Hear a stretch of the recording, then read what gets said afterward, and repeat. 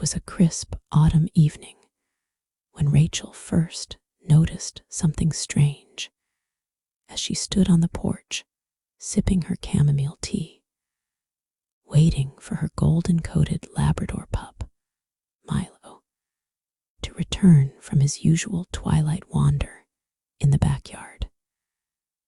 An innocent little ritual he had grown fond of ever since he was old enough to climb down the steps on his own. She had always trusted him not to stray too far beyond the fence line, and he never had, until that evening when the golden glow of dusk gave way to shadows, and two identical shapes came bounding up the hill instead of one, both tails wagging in sync, both tongues lolling, both sets of deep hazel eyes reflecting the porch light in the same warm flicker. Her cup slipped from her hand and shattered on the wooden floorboards, but she barely heard it because her breath had caught two Milos, side by side, panting happily, as though they were just two best friends returning from a quick romp through the woods. And she rubbed her eyes once, twice, thinking maybe it was the fading light playing tricks on her. But no, they were real, two carbon copies of her beloved 6-month-old puppy, both with the same little white spot on their left ear, the same pattern on their chest, like a crescent moon curled backward. And she didn't know whether to scream, cry, or laugh, because what were the odds of this? What was happening? Was she losing her mind? Or was this some elaborate prank? But there was no one around, and when she knelt down and called Milo, both puppies bounded toward her with equal enthusiasm, one slightly ahead of the other, both trying to lick her face, and she felt her heart thudding against her ribs as a flood of questions tore through her mind like a storm. Who was this other dog? Where had he come from? How could he look so perfectly identical to Milo? And why did Milo seem completely unfazed by this, as though this was just another ordinary evening with his twin? But Rachel had adopted Milo from a shelter 4 months ago, and she had been told he was the last of the litter, the only one to survive a cold winter night when the others had passed from exposure and malnourishment. A sad start to a new life that had made her even more devoted to caring for him, nursing him from a fragile bundle of fur into the playful, affectionate, and loyal companion he was now.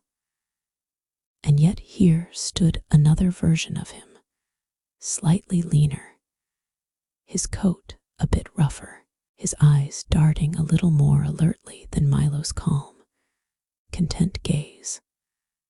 But otherwise, he was an exact mirror image, and Rachel felt a chill crawl down her spine as she called her neighbor, Mr. Kowalski, who had lived next door for over 20 years and knew just about every dog, coyote, or wild animal that might pass through the area. But he shook his head when he arrived, squinting at the pair, muttering, "I'll be damned," under his breath, because he had never seen anything like it either. And the stray, if that's what he was, seemed strangely comfortable around Milo, shadowing his every movement, curling up beside him on the porch, nuzzling into his side like they were littermates long separated and suddenly reunited. And as the days went by and Rachel tried to find his owner, posting on Facebook groups, contacting shelters, scanning for a microchip. There wasn't one. The mystery only deepened because no one claimed him.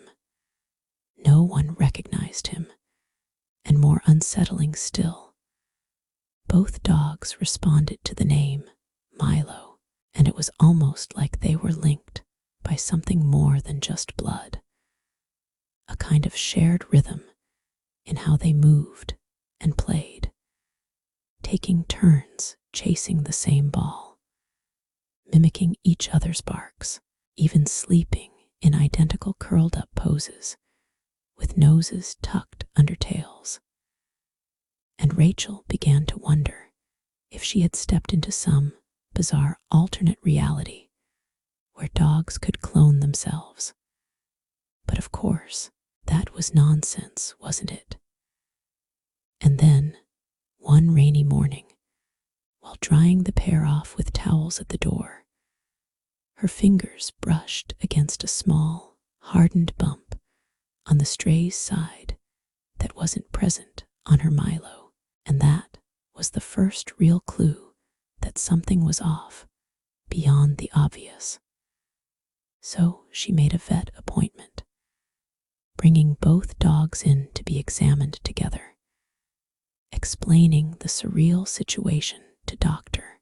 Patel, who raised an eyebrow, did a double take, and then got to work, running DNA tests just to be thorough. And while they waited for the results, Rachel tried not to get too carried away, imagining all the bizarre scenarios. Was this some secret government experiment? A lost twin separated at birth? A doppelganger from another town? Or maybe even a figment of Milo's past that had somehow clawed its way back into reality? And as the days ticked by, she started noticing subtle differences she hadn't before.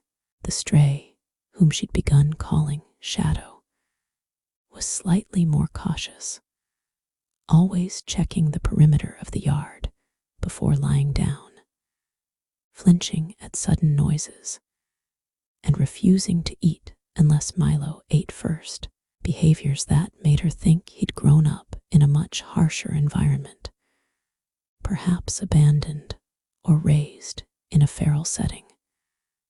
But he was never aggressive, quite the opposite. In fact, he seemed grateful, even deferential, as though he recognized that this home, this human, this warmth, was something sacred, something he hadn't known he needed until he found it. And Rachel found her heart opening to him, despite the lingering questions, because how could she not love a creature that clung so desperately to comfort and connection?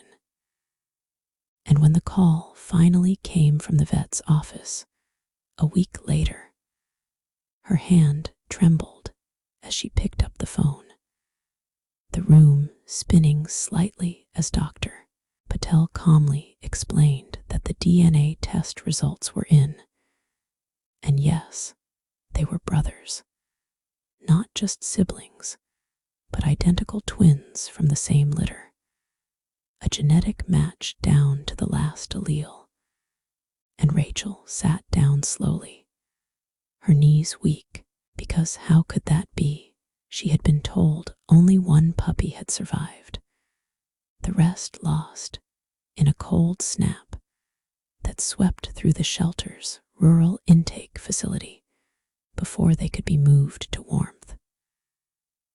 But now, it seemed, that wasn't entirely true, and her shadow, must have escaped or been overlooked, surviving on instinct alone in the wild for months, until fate, or something more mystical, had brought him back to his brother, back home. And she couldn't stop the tears then, holding both dogs close as the evening sun filtered through the windows, the golden light casting long shadows that danced like whispers on the walls. And for the first time since the mystery began, she didn't need answers, because somehow, in a world full of chaos and unpredictability, the impossible had happened. Love had found a way. Family had reunited. And under the gentle glow of the moon that night, as both pups curled up on either side of her bed, breathing in unison, she whispered into the dark, "Welcome home, Shadow, welcome home." The days that followed Shadow's official welcome into Rachel's life unfolded like the delicate turning of pages in a forgotten fairy tale. Quiet moments that strung together with a strange sort of magic, as though time itself had softened its grip just enough to let her savor each step of the impossible reunion. And with each passing day, she watched as Milo and Shadow built upon the bond that had so clearly existed before she even knew it was real. There were tiny gestures, shared glances before making decisions, one waiting for the other before running off, curling together like yin and yang at the foot of her bed. That began to seem less like coincidence and more like evidence of a connection that neither time nor trauma could sever. And Rachel, who had lived alone for nearly 3 years since her divorce, found her small home beginning to pulse again with a warmth she hadn't realized she'd been missing. The rooms filled with the soft patter of paws, the occasional bark of joy, and a kind of peace that can only grow where love is not just given, but returned tenfold. Yet, even as life began to bloom around her, the deeper mystery of Shadow's origin tugged at her like a soft but constant pull of wind at the back of her coat. What had he endured during those long months in the wild? What had shaped the gentle, haunted look in his eyes?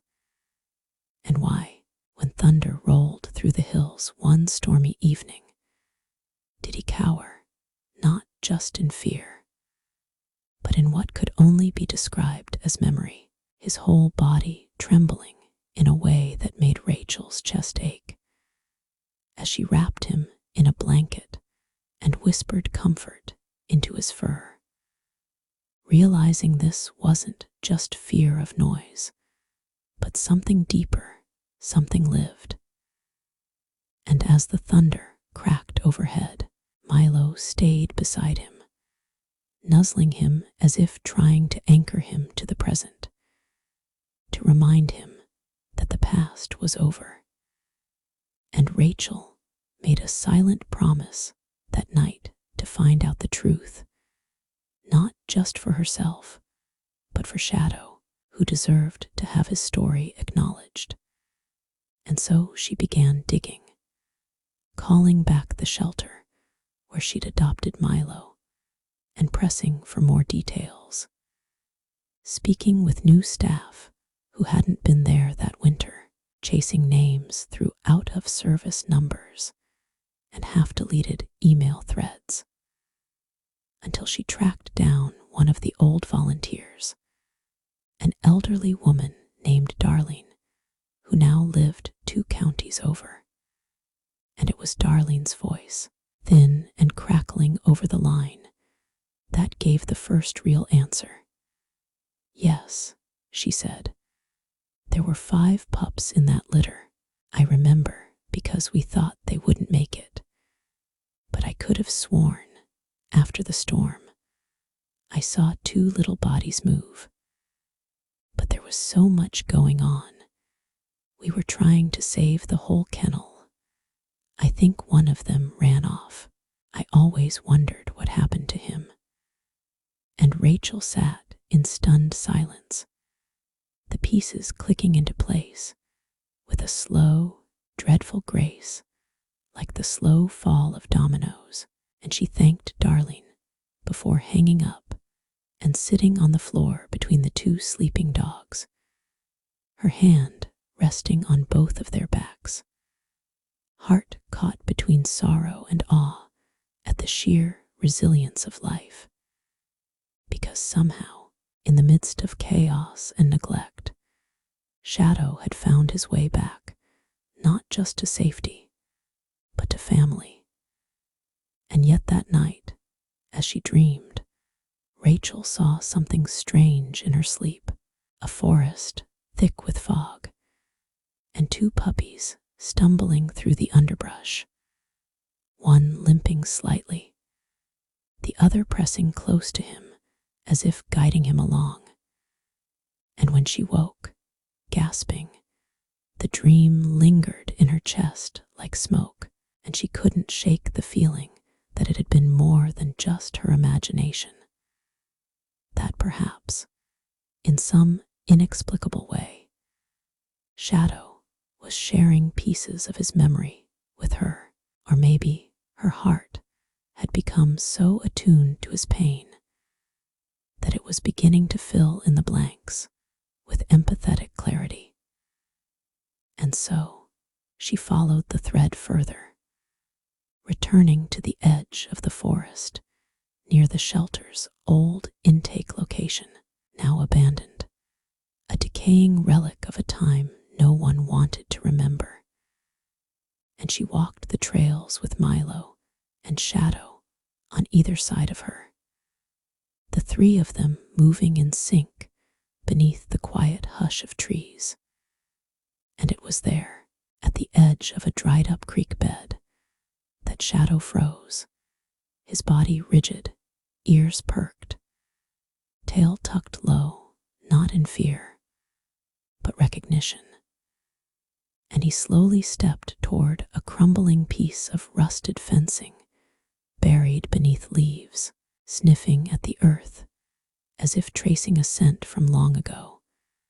And Rachel's breath caught when she saw the remains of a tarp caught in the undergrowth, half-buried food wrappers nearby, and the unmistakable shape of a chewed-up collar, weathered by time, and she sank to her knees beside it, brushing away the dirt to reveal a metal tag etched with the word hope. And it hit her like a wave. Had there been a sixth puppy, a sister perhaps? Had Shadow not just survived, but stayed close for months trying to keep another pup alive? Had he lost her out here, clinging to this patch of woods, because it was the last place they'd been together? The thought made her stomach churn, and she looked to Shadow, who was now whining softly, pressing his nose to the collar before sitting beside it with solemn stillness. And Rachel knew then that this place wasn't just a point on a map. It was a memory etched in his bones. And maybe that's why he had followed Milo home that day. Not just because they were brothers, but because he had nothing left to hold on to. And Milo had become the light that pulled him out of the shadows. And Rachel gently took the collar, whispering that it would be safe now, that hope wouldn't be forgotten. And as they walked home, the forest felt a little less haunted, as though some spirit had been acknowledged, set free by remembrance. And back at the house, Rachel placed the collar beside their water bowls, a quiet shrine to resilience and love. And from that night on, Shadow's dreams seemed less violent. He no longer whimpered in his sleep, no longer jumped at thunder. And Rachel could see that healing was not a straight line, but a path walked with patience. And together, the three of them began to find a new rhythm, one filled with laughter and long walks, muddy paws and tail-wagging chaos, but always underpinned by the deep, unspoken bond that had brought them together. And the more time she spent with them, the more convinced she became that dogs saw the world through different eyes, not just color or movement, but something deeper, something soulful, like they could smell grief and joy as clearly as we see light and dark. And it was Milo who taught her how to forgive, and Shadow who taught her how to hope again. And she began to write down their story at night, scribbling in old journals and typing late into the evening, wanting to share not just what had happened, but what it meant, that love, real love, has a way of finding its way back, even through frost and fear and forgotten forests. And she started a blog, then a small YouTube channel chronicling their adventures, their bond, their odd twinship that captivated everyone who watched. And messages poured in from viewers who shared their own stories of dogs, who found them when they needed it most. And Rachel realized that maybe this wasn't just her story, it was all of ours. A tale older than words, one written in paw prints and quiet moments. And one night, as she looked out her window at the full moon casting silver across the yard, where Milo and Shadow lay curled together like a mirrored constellation, she whispered a silent thanks to whatever force had led that stray up the hill that evening, because in bringing Shadow home, the universe had returned something lost, not just to Milo, but to her, too, as the days melted into weeks, and the chill of autumn deepened into the biting quiet of early winter. Rachel found that life had settled into an unexpected rhythm, one shaped not by routine alone, but by the deepening bond between the two identical pups, who had once stood as a strange riddle on her porch and now seemed like soulmates in fur, echoing each other's movements so closely that neighbors often asked if she had started dressing up her dog in mirrors for some kind of social experiment. And while she laughed it off, she couldn't deny that watching them play together, sleep together, even yawn and stretch in perfect synchronicity, was like witnessing something sacred, a private language exchanged in ear flicks, soft growls, and nose nudges. And it made her think about the mysteries of memory, not just human memory, but the kind that lived in the marrow of animals, in the way they remember kindness or cruelty, or the smell of someone they loved and lost.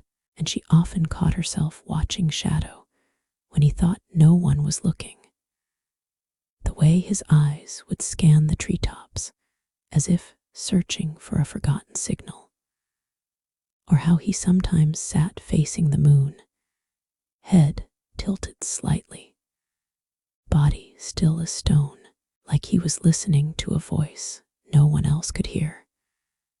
And though he had become gentler, more playful, even affectionate in ways that once seemed impossible, laying his head in her lap while she read, or curling against Milo's side in the mornings, there remained something haunted in his gaze, not broken, but deep, like he had seen things that had carved themselves into the edges of his heart and could never fully be sanded away.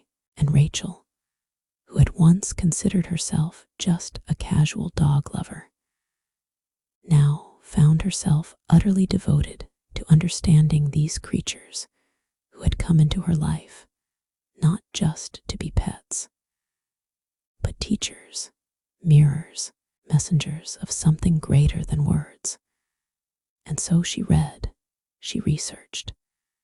She even took an online certification course in canine behavior, not for work or accolades, but to be worthy of the loyalty and love that sat so patiently at her feet every day. And it was during one of these late-night deep dives that she stumbled upon something that made her blood run cold, not fear, but awe, a strange, electric recognition, as if the universe had just placed a missing puzzle piece into her palm without warning.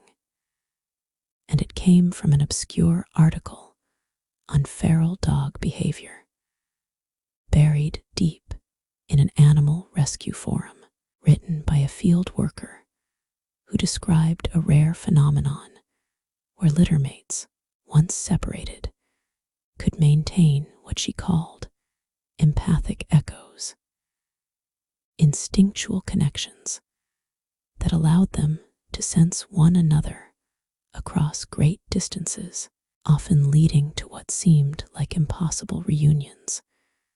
And Rachel read it 3 times over, heart-pounding, because it described everything she'd been witnessing in Milo and Shadow, not just their mirroring behavior, but the way Shadow had come directly to their home without hesitation, as if led by something more than smell or chance. And she thought about the first night he arrived, how he and Milo had acted not with caution, but recognition, and she began to believe that what she had seen wasn't just a freak resemblance or lucky break. It was destiny. And the more she believed, the more she wanted to share their story, not as a strange coincidence, but as a living testament to that bond. So she recorded a video, raw and honest, no filters or effects, just her, Milo, and Shadow on the porch at sunset, telling the story from the beginning, the lonely pup adopted from the shelter, the twin stranger who came home with him, the shocking truth that unraveled slowly like a myth retold under moonlight. And she posted it to her YouTube channel, not expecting much, just wanting to honor the journey they had all walked together. But within a day, the video exploded, spreading like wildfire across dog-loving communities. Had he lost her out here, clinging to this patch of woods, because it was the last place they'd been together? Pet blogs, even local news. And suddenly, Rachel was answering emails from Australia, messages from Canada, people crying in comment sections about how their own dogs had saved them, how their pets had come to them at the exact moment they needed hope most. And it overwhelmed her in the best way, because it was proof, real, tangible proof, that the story of Milo and Shadow was bigger than her backyard, that the magic she had stumbled into was something others needed to see, to feel, to believe in. And even though she had never planned to become a storyteller, she found herself waking up each morning with new ideas, new memories, and soon her channel became a chronicle not just of their adventures, but of their healing, their evolution, and the quiet, profound way dogs turn houses into homes and people into family. But as much joy as it brought, the rising popularity also brought attention of another kind. And it began with a letter mailed in an unmarked envelope. No return address. Just her name handwritten in a tight, slanted script. And inside was a photo, old and slightly warped, showing 5 puppies huddled together in a box, their eyes barely open, all of them with the same golden coat and white crescent mark. And on the back, scrawled in the same hand, were the words. There were more, and Rachel's heart jumped into her throat because she recognized Milo and Shadow instantly. Their little ears folded like paper, pressed against at least 3 other pups she'd never seen before. And suddenly, everything she thought she knew cracked open again, and questions poured in like a flood. What happened to the others? How many survived? Were they still out there? And was Shadow's return just the beginning of something bigger? Something faded, like a circle trying to close. And she couldn't shake the feeling that someone, somewhere, knew more than they were letting on. Someone who had taken that photo. Someone who wanted her to keep digging. And so she did, revisiting the shelter records, tracking down old employees, diving into social media groups of rural dog rescues and backyard breeders, following every whisper of golden Labrador litters dumped or sold off in the past year. And the more she searched, the more she discovered how easily animals slip through the cracks of the world, forgotten, misnamed, relocated without a trace. And it ignited something fierce in her, not just curiosity, but purpose, a mission to reunite a scattered family that had already beaten the odds once. And she started mapping sightings, creating timelines, calling strangers and driving hours to sniff out leads, often returning empty-handed, but never discouraged, because each step forward, each shadowy clue, was a thread in the tapestry she was determined to finish. And back home, Milo and Shadow seemed to sense the shift, their behavior changing subtly, as if they, too, were waiting, watching, listening for something more. And then, one evening just before Christmas, it happened again. Rachel let them out after dinner, same as always, to chase each other in the twilight snow. And 15 minutes later, Milo came racing back up the hill, barking furiously, not fearfully, but urgently.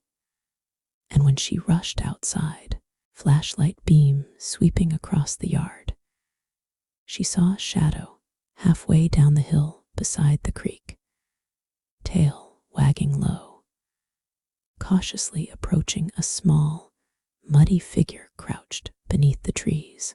And Rachel's breath caught in her throat as the beam landed on another dog, smaller, thinner, with matted fur and ribs pressing sharp beneath its skin, but unmistakably from the same bloodline, the same white crescent on its chest, though its eyes were different, frightened, defiant, not ready to trust. And Rachel didn't move, just dropped to her knees and whispered, "It's okay, you're safe now." And she watched as Shadow inched forward, sniffed the newcomer gently, then sat beside it like a guardian or guide. And slowly, the stray crept forward until Rachel could see it fully, a female, perhaps, with scars across her side, and a chunk missing from her ear, and tears welled in her eyes as she held out her hand. And when the dog finally touched her fingers with her cold nose, something in Rachel's heart shifted again, like a door opening wider than she'd ever thought possible, because this wasn't just about one miraculous return anymore. It was about redemption, reunion, restoration. And as she carried the new pup inside, wrapped in an old wool blanket, she whispered to the stars outside her window, "One by one, I will find you all." And the moon that night seemed to burn a little brighter, casting its silver light across the floor where 3 dogs slept side by side, curled like commas in a sentence still being written. And Rachel, wide awake, began drafting the next chapter, not just of their story, but of something bigger than any of them, a story that belonged to every lost and found soul under the moonlit sky. The house began to feel smaller with each passing day, not in a suffocating way, but in the way a heart expands beyond its former walls when it learns how much more it can hold.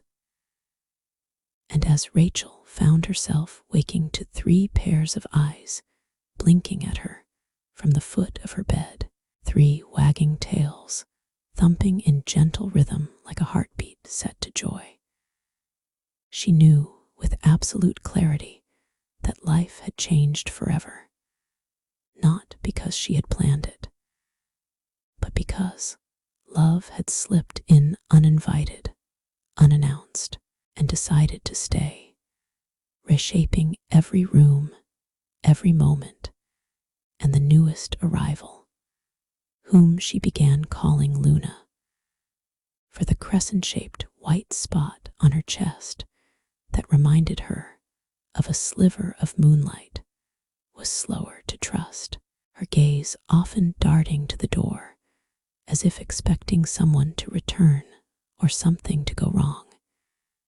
And she flinched at sudden noises, cowered when brooms scraped the floor, but never growled, never snapped, just endured. And it broke Rachel's heart in a different way, because Shadow's wounds had been layered with silence, but Luna's had a visible edge, like a survivor who had learned to expect the worst and carry on anyway. And it became Rachel's quiet mission to teach her the opposite, not with grand gestures, but with quiet consistency, a bowl of food at the same hour every evening, gentle words, even when Luna chewed up a slipper, a steady hand that never raised, only reached, and it worked slowly, the way rain softens stone, and soon Luna began to follow Rachel from room to room, lying just close enough to feel the warmth, but far enough to escape if needed.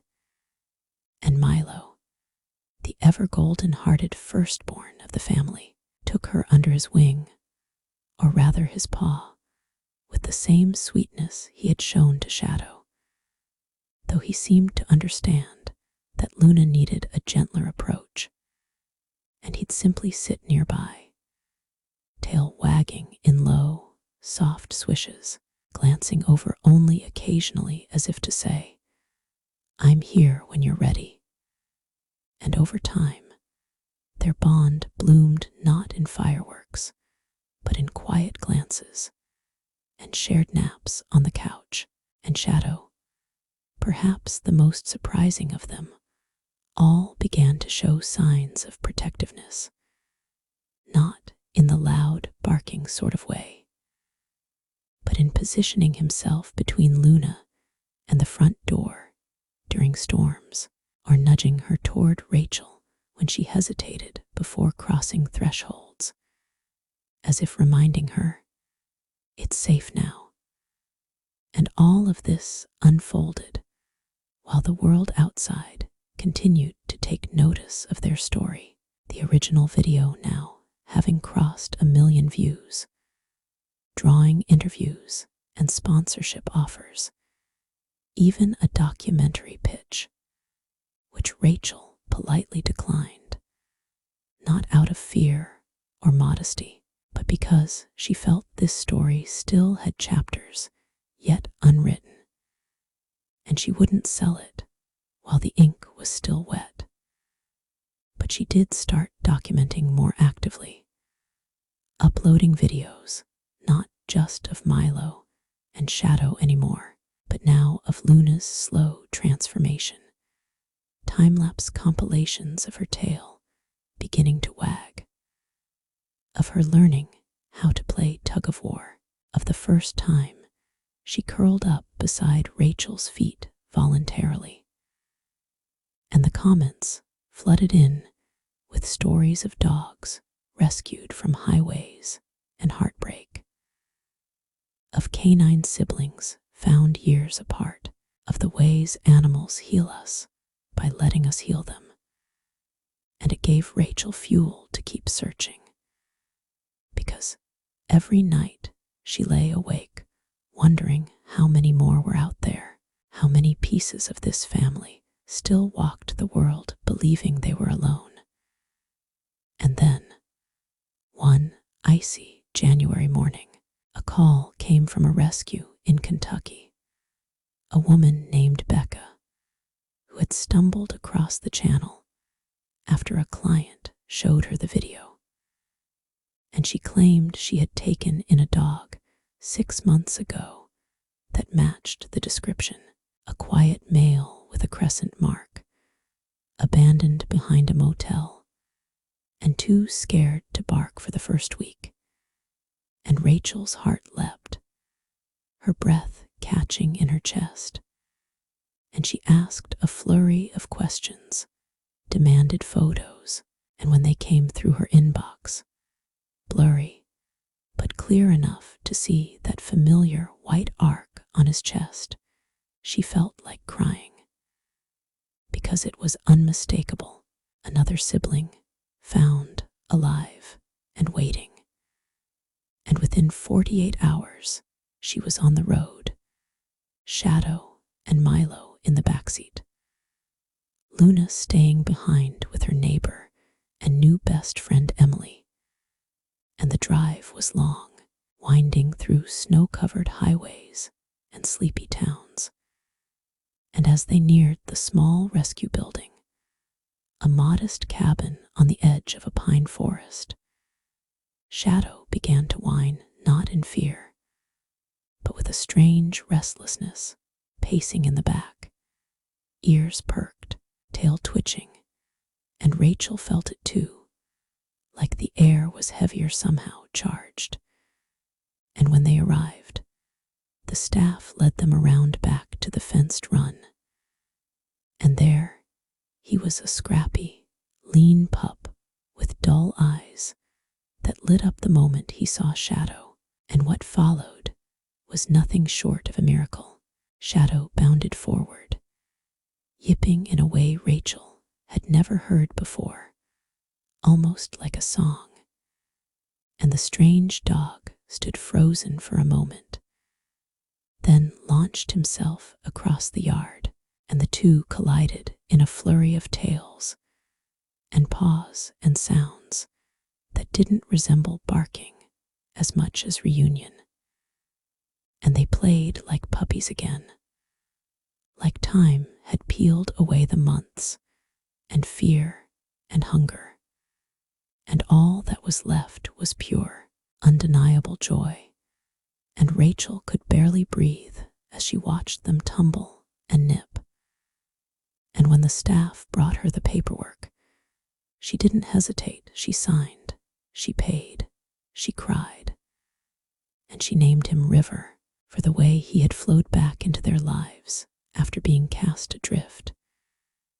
And as they drove home, she glanced in the mirror at Milo curled beside shadow and river, heads resting atop one another in a tangle of love.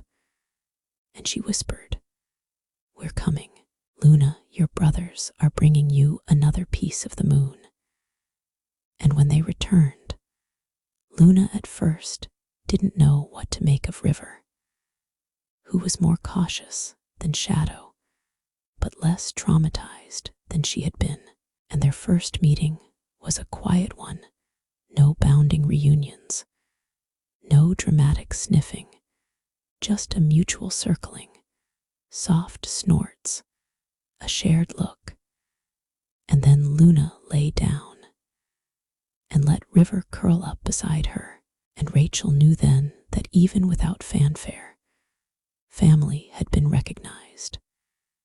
And so the pack grew again, and the house grew warmer, louder, more alive, and Rachel began planning something bigger, not just a channel, not just a story, but a project, a mission, to help other dogs find their families, to create a database of lost and separated litters, a network of shelters and rescues and volunteers who could share photos, markings, histories, so that stories like Milo's and Shadow's and Luna's and River's could become less rare. And she called it Crescent Tales, a nod to the mark that had brought them all together. And she built the website herself, filmed videos late into the night, explaining how people could participate, what to look for, how to track down a pup's past. And the response was overwhelming. Rescuers from dozens of states writing in, tagging her in posts, uploading old litter photos. And soon, other stories began to emerge. Litters torn apart and slowly reunited through sheer love and luck.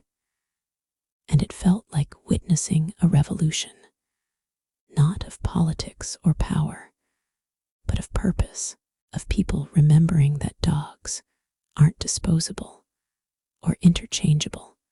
They're beings with bonds as real and unbreakable as our own.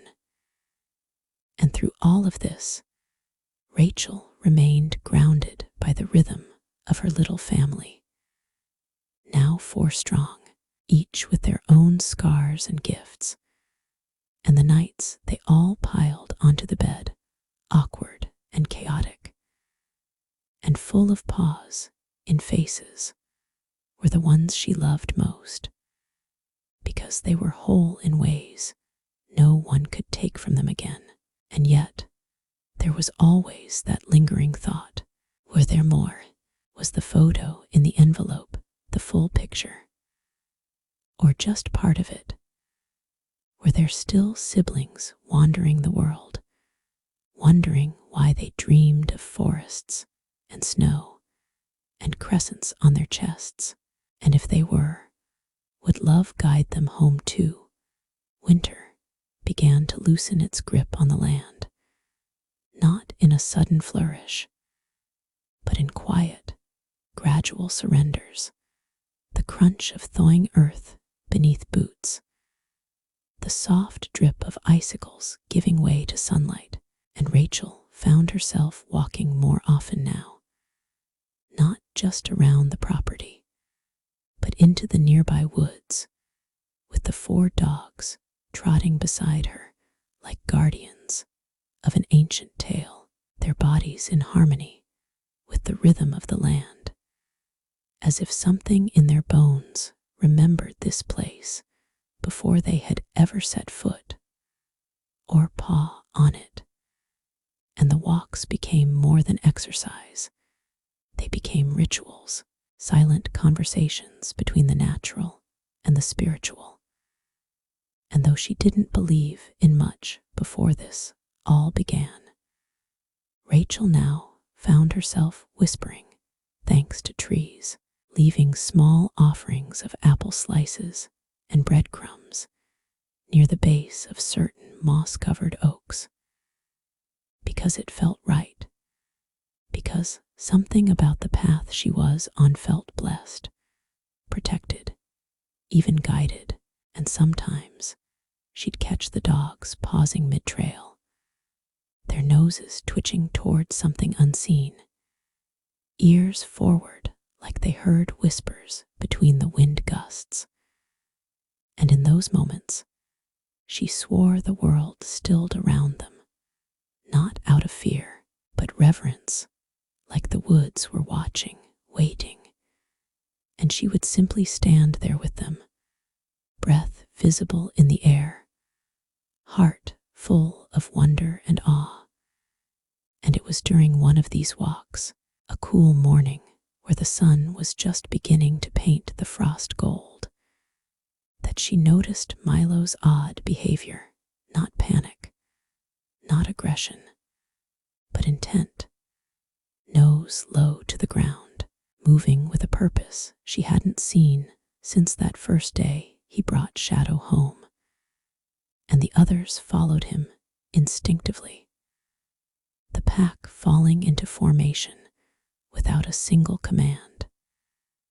And Rachel, too, followed, pulled along by something primal and electric in the air, deeper into the woods than she'd ever dared alone, past the ridge that marked the edge of her usual trail, down into a hollow thick with pine needles and silence. And then, just as suddenly, Milo stopped, ears up, tail straight, and the others froze too, their eyes locked on something up ahead. And Rachel squinted, her breath catching as she saw what they saw, a small, tattered pup curled beside a fallen log, trembling not from cold, but exhaustion. Its coat a dirty golden shade nearly hidden beneath burrs and mud, but unmistakable in its markings, the crescent on the chest, the familiar face beneath layers of hardship. And Rachel's knees gave slightly as she moved forward, slow, deliberate, whispering the way one might approach a dream. And as she knelt beside the pup, who didn't growl, didn't flee, just stared with eyes too tired to hold fear, she gently lifted it into her coat, pressing its frail body against her chest. And the moment the pup exhaled, Rachel felt something within herself shift again, another lock clicking into place on this strange, fated journey. And she carried the pup, later named Saul, for the sun that revealed him, back home, as the dogs flanked her protectively, their steps steady, knowing. And when Luna sniffed Saul that night and gave the softest whimper Rachel had ever heard, then laid her head gently across his bony back, Rachel knew this was a sibling too, another survivor pulled back from the brink not by chance, but by a bond that ran deeper than logic, deeper than time. And as Saul healed, growing from a ghost into a real dog, playful and awkward, and full of surprising confidence, the house became more alive than ever, a haven not just for the dogs, but for anyone who visited, friends who brought their kids to meet the miracle pack, delivery drivers who lingered just to watch them play in the yard, strangers from the internet who asked if they could just come see them, sit in the grass nearby, feel the energy that seemed to pulse from this little sanctuary of fur and fate. And Rachel, who had never seen herself as a leader or an influencer, now found herself stewarding something sacred, a living, breathing testament to the endurance of connection, and her Crescent Tales project expanded rapidly, drawing in volunteers from across the country, tech workers offering to build a mobile app, vets offering free consultations, shelters asking to be added to the network. And she gave every ounce of energy she had to it, balancing time between long hikes with her growing pack, editing videos that now drew millions of views, and answering late-night emails from people who believed their lost dog might be part of one of the families being reunited through her platform. And yet, through all the momentum, she kept one photo pinned to the corkboard above her desk, the one that had arrived in the anonymous envelope, showing 5 pups huddled together in a box. And as she counted those already home, Milo, Shadow, Luna, River, and now Saul, she realized something that sent a ripple through her chest. That was 5, but the image had shown 6, and somehow she had never noticed it before. The 6th pup half hidden beneath the others, only the tip of a nose and a paw visible. And as she leaned in with a magnifier, heart thudding, she whispered, "There's still one more." And suddenly, the journey wasn't complete. It was just on the brink of its final chapter, and she posted the image again to her audience, this time pointing out the hidden 6th pup, asking anyone, anywhere, if they had ever seen one like it. And within days, the internet did what the internet does best. It hunted, it speculated, it shared.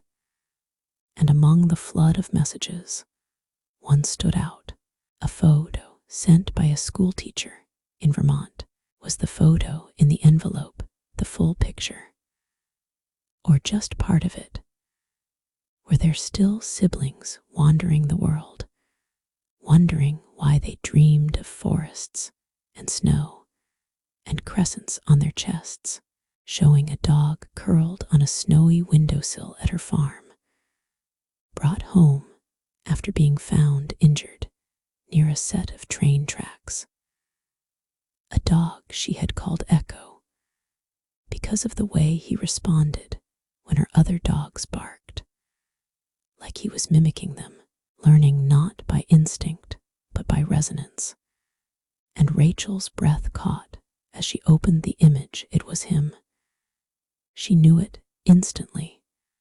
The shape of the face, the crescent on the chest, now slightly obscured by a patch of scar tissue, but still there, still glowing beneath the sunbeam that hit him just right.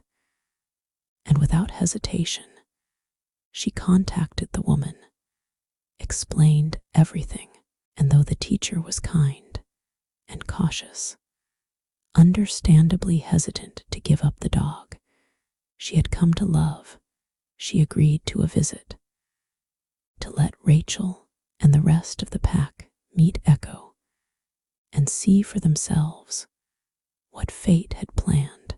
And the drive was long, hours and hours through winding roads and frozen rivers, and the dogs were oddly silent the entire way, as if they too sensed the gravity of what lay ahead. And when they arrived at the small homestead nestled between hills and pine, Echo was already waiting at the edge of the property, tail wagging low, ears tilted, body tense, with a mixture of hope and fear. And when Rachel stepped out with the others behind her, Milo leading, followed by Shadow, Luna, River, and Saul, there was a silence that stretched across the snow like a held breath. And then it broke in the most beautiful way. Echo stepped forward slowly, then broke into a run, barking in strange, staccato bursts, and the pack surged forward to meet him. And in a glorious tangle of paws and fur and sound, 6 siblings became whole again under the wide, pale sky, and Rachel, watching with tears streaking her cheeks and hands clasped to her chest, knew that this was not the end, not even close. It was the beginning of something even greater, because now the pack was complete, and with them she could finally show the world what it meant to follow love all the way home. With the final piece of the puzzle now resting quietly in the backseat of her car, Echo curled up beside his 5 siblings, as though they had always belonged together. Rachel felt a silence descend, not the absence of sound, but the fullness of something finally made whole. And the drive back from Vermont felt like drifting through a dreamscape, each mile a heartbeat in the strange, serendipitous rhythm she'd been following without even realizing it. And as the woods of home welcomed them once more with swaying pine limbs, and the whisper of wind like an old friend exhaling, the dogs stirred, alert, sensing something shifting, not outside but within, as if the very soil had taken notice that the 6 had returned and acknowledged their presence, like a forest, welcoming its guardians back into the fold. And Rachel, feeling her own breath grow shallow at times, didn't know whether she was overwhelmed or merely transformed by the enormity of what she was witnessing. Because this was no longer just about rescue, about healing, about love, though all of that still coursed at the core of every moment. It had grown into something much more mysterious, something ancient and reverent.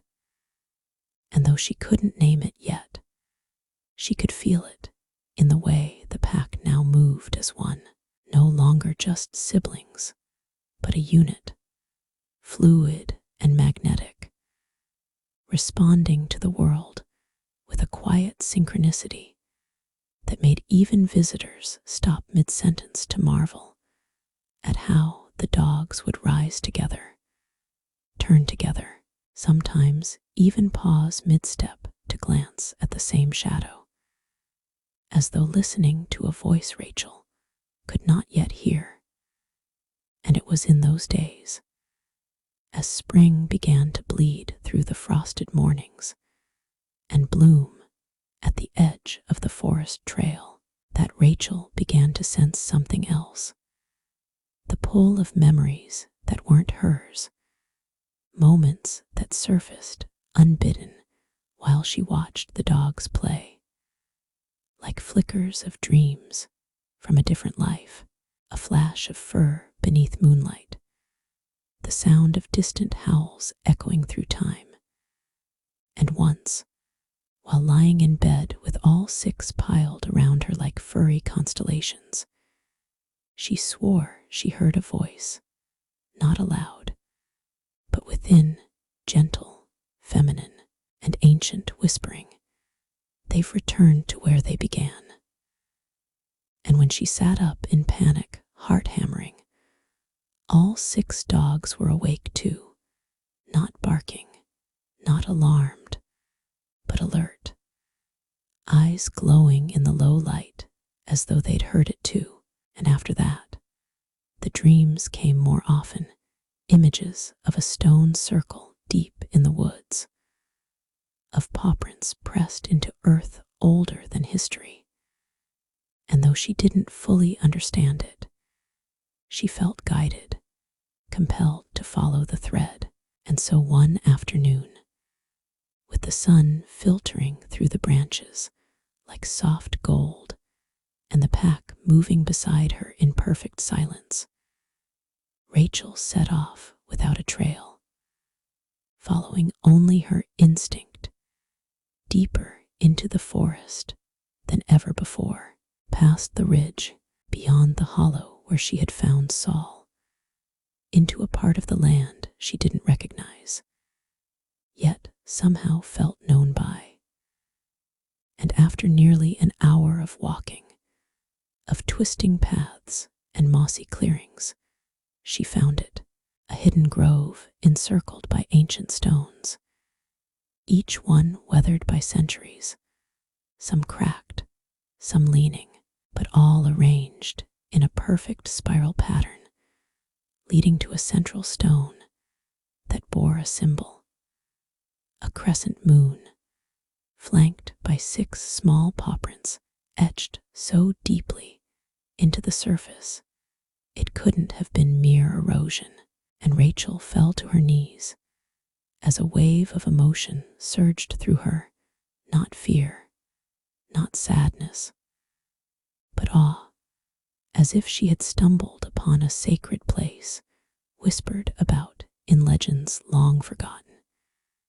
And the dogs didn't hesitate.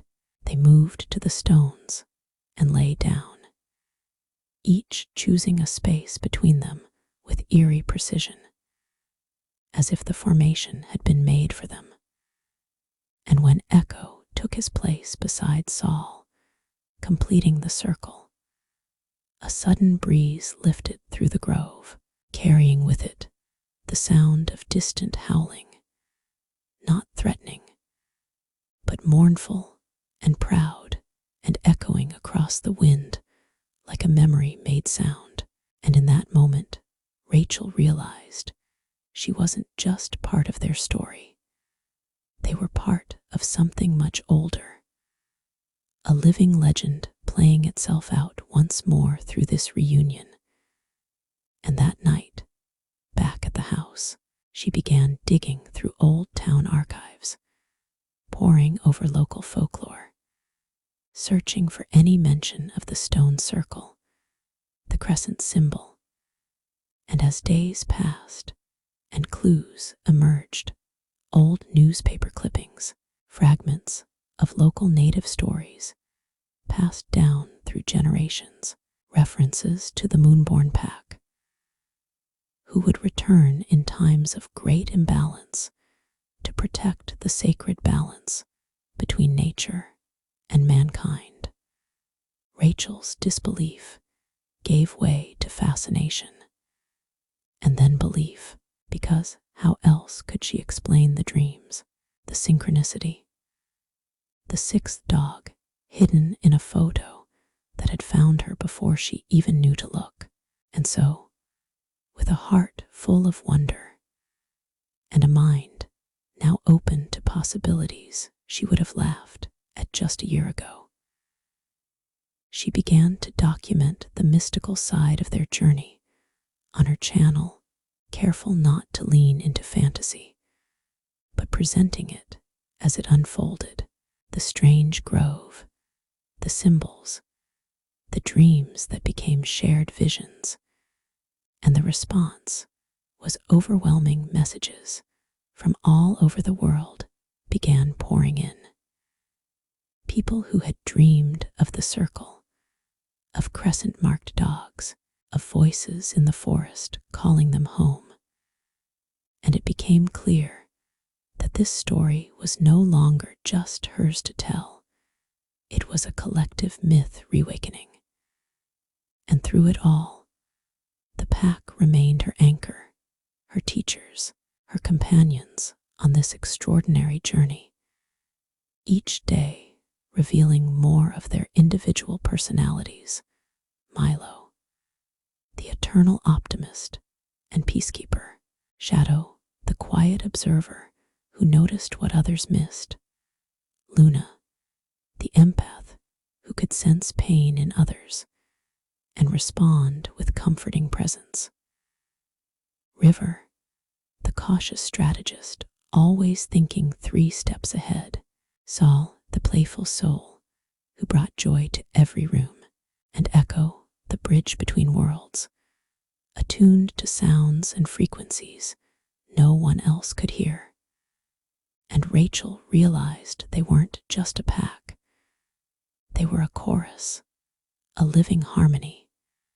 And when they moved together, it was music, unspoken and sacred, and she found herself growing too, not just emotionally, but spiritually, shedding the layers of fear and doubt she had once worn like armor, stepping fully into her role as storyteller, caretaker, and now something more, guardian of a tale still unfolding.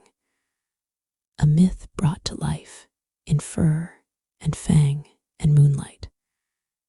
And when summer came, warm and lush, the grove became a place of pilgrimage, not advertised or mapped, but found only by those who felt its call. And Rachel would sometimes find people kneeling among the stones, whispering wishes or thanks, and the dogs would approach gently, offering presents like priests of some older religion. And Rachel never questioned it anymore. She simply let it be, let the story live. And as she walked the land with her six by her side, filming episodes, writing blog entries, creating art inspired by the visions that still came to her in dreams, she knew she had found her life's purpose, not just to rescue, but to remember. And through her remembering, to help others do the same as summer's golden hush began to give way to the crisp murmur of autumn.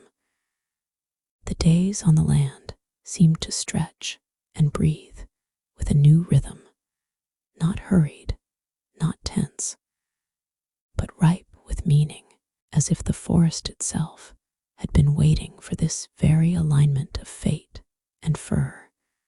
And Rachel, who once had only ever planned for days, maybe weeks ahead, now found herself walking with the feeling that she was living in a story, not just telling it.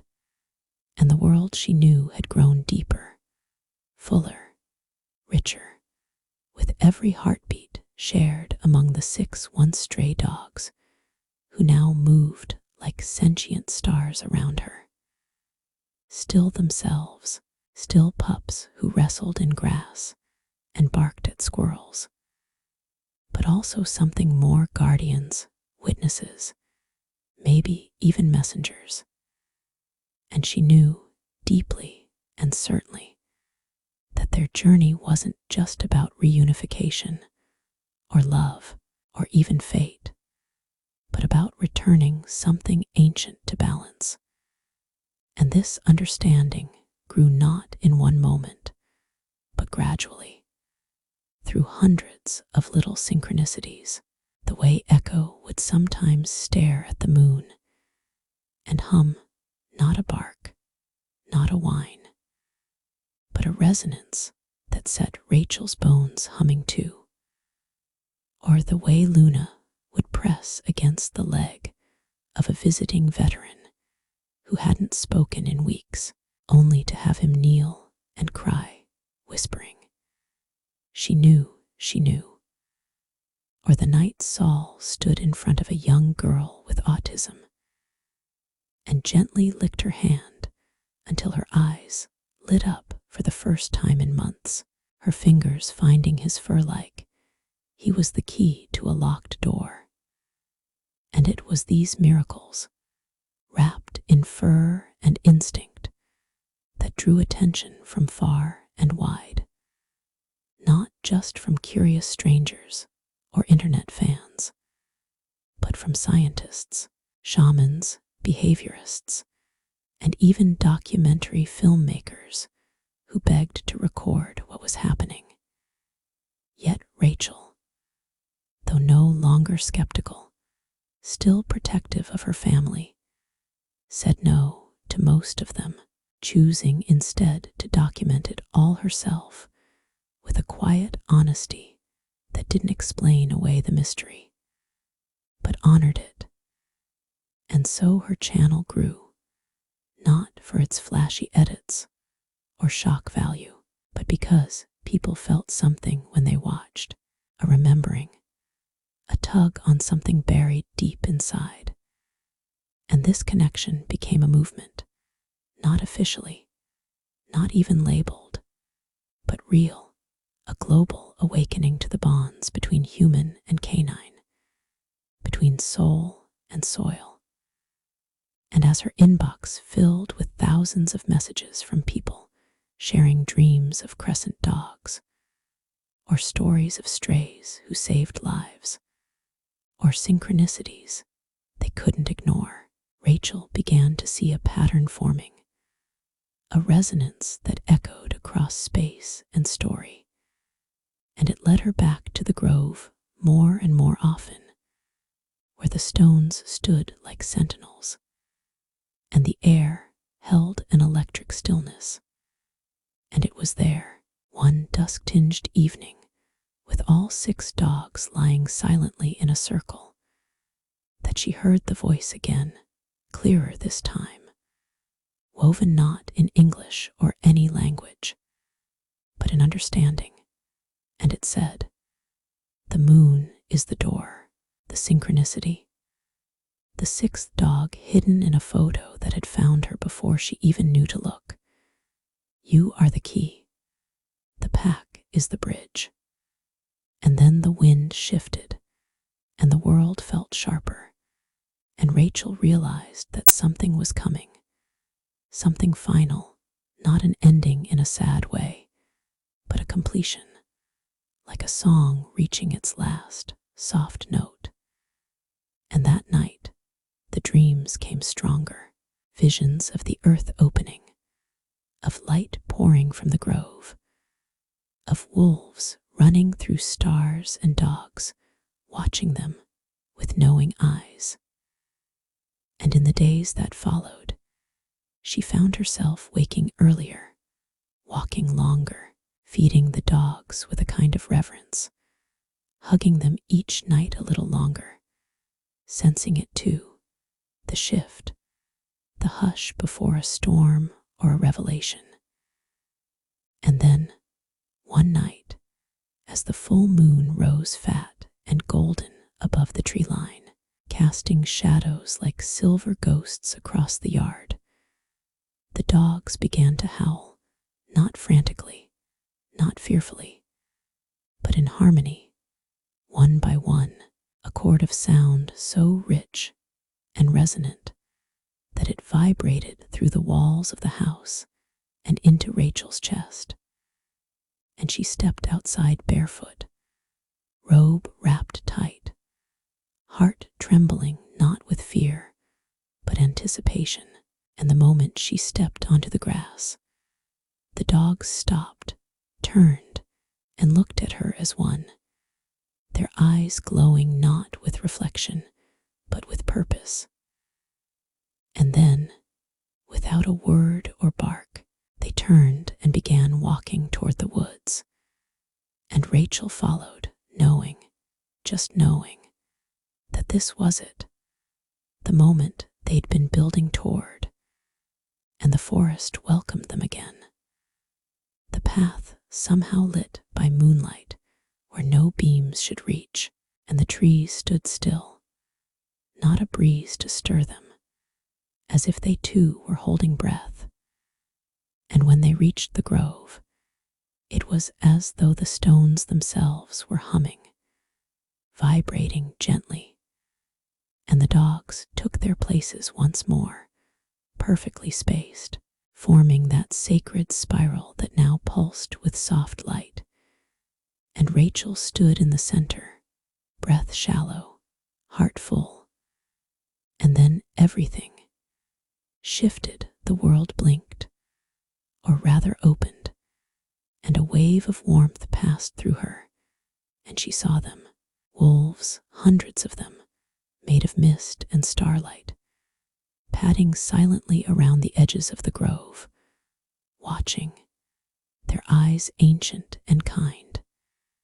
And one stepped forward, massive, beautiful, fur like smoke and moonlight, and it nodded at her, then at the pack, and Rachel understood. The six had been sent, not just to find each other, but to find her, to awaken a thread that had long slept in human memory, the thread that once connected all beings through love, instinct, and spirit. And now that it had been restored, the wolves could return, the balance could be reborn. And as the light grew around the stones, Rachel knelt, tears pouring silently, as the pack pressed against her, each one touching her with their heads, their sides, their warmth. And then, in a flash that felt like eternity and a second all at once, it happened. A wave of light, gentle but powerful, surged through the grove. And in that moment, Rachel saw everything, the first dog that ever walked beside a human, the ancient pacts made under starry skies, the breaking of that bond, the long yearning across centuries, and now, the reconnection, the return. And then the light faded, and she was alone in the grove, kneeling, the dogs still with her, but the starlight wolves gone, the vision complete. And though nothing looked different, everything had changed, because she knew now, beyond doubt, that love is not bound by time or species, that some souls return again and again in fur, in eyes, in wagging tails to guide us home. And in the weeks that followed, Rachel told the final chapter, not with sensationalism, but with sacred respect, sharing how the pack had fulfilled their journey, and in doing so, awakened something collective and beautiful in thousands of others. And then she let them rest, not gone, not vanishing, but simply returning to the rhythms of a peaceful life, playing in the yard, sleeping at her feet, hiking trails now known by heart. And sometimes, when the moon is high and the world is still, they still go to the grove, and Rachel sits with them in silence, feeling the world breathe in harmony again. And though the story she told has come to an end, its echo carries on in every paw print pressed into soil, in every heart opened by the touch of a cold nose or a warm lick, and in every soul who hears this tale and remembers that dogs are not just companions, they are keepers of something eternal, and they always find their way home.